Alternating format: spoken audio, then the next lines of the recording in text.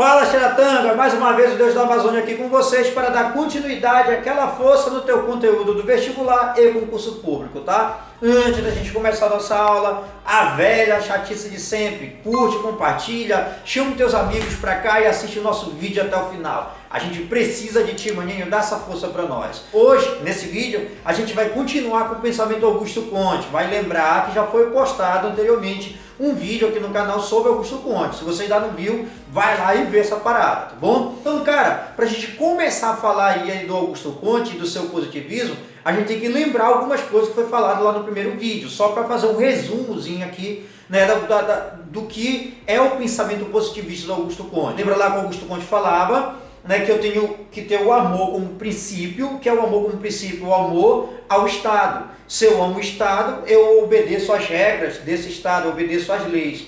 E aí, se automaticamente eu obedeço às leis, né, eu tenho o progresso. Era essa a compreensão que Augusto Conte tinha acerca da importância do Estado. É por isso que ele diz que eu devo ter o amor como princípio. Não esquece também, no caso, que ali o Estado positivista era uma maneira, uma tentativa de organizar a sociedade.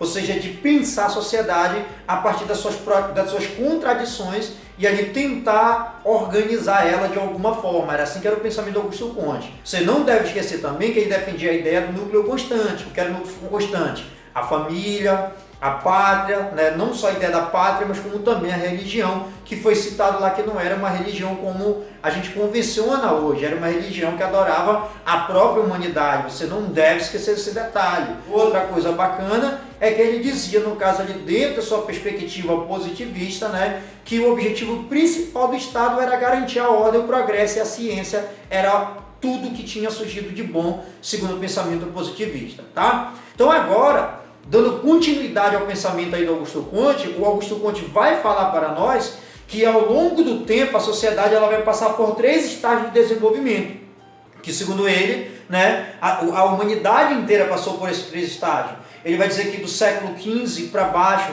nós vamos ter o estado teológico, que na tua prova ou então em livros aparece a palavra teológico, mas a palavra correta seria teleológico, né, do século XV para baixo, estado teleológico. Durante o século XVI e XVII acabou prevalecendo o estado metafísico, e aí a partir do século XVIII em diante eu vou ter o estado, no caso, positivo.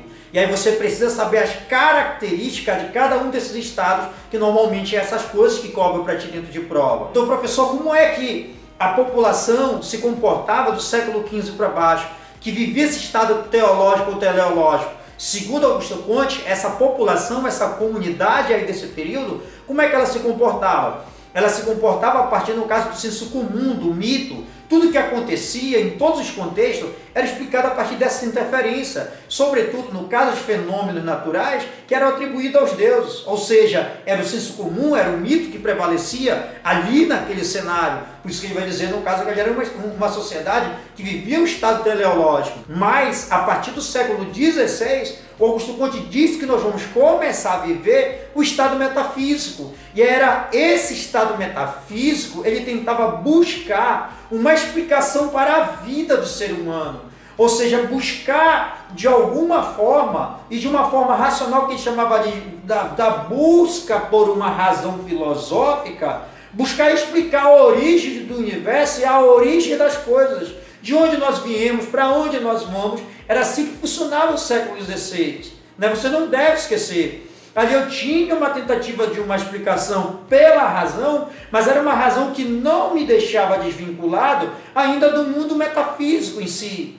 Ou seja, do sobrenatural. Era tentar explicar o homem a partir de uma interação com o metafísico em si. Então ali é o estado metafísico, segundo Augusto Conte. Mas, segundo Augusto Conte, a partir do século XVIII, XIX, principalmente do século XIX, eu vou ter o estado que é positivo. O que é esse estado positivo? Segundo Augusto Conte, é o amadurecimento do espírito humano, aonde o homem passa a valorizar agora a ciência.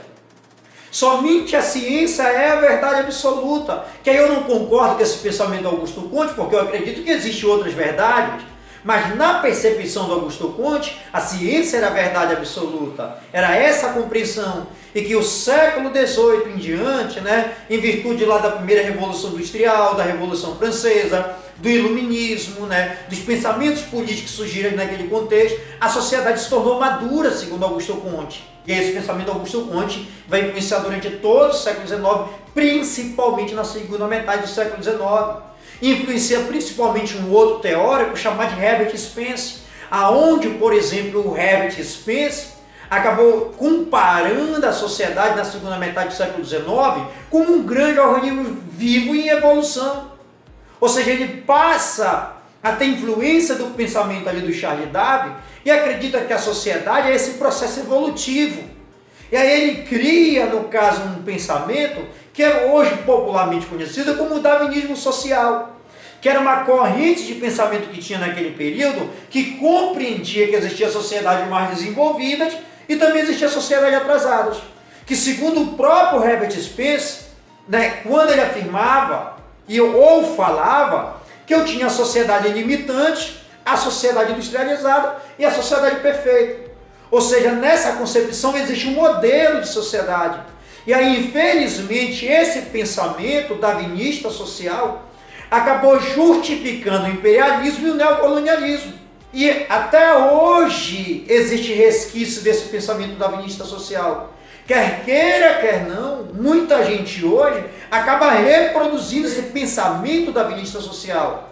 Mas olha, professor, como é que esse cara reproduz no dia a dia dele esse pensamento darwinista social? Através do racismo. Porque o que é o darwinismo social? É que eu me acho padrão, eu me acho modelo, eu sou o ideal. Então o outro está subjugado. Então quando eu sou racista, eu estou exercendo ali um pensamento darwinista social. Quando eu sou homofóbico, também é um pensamento darwinista social.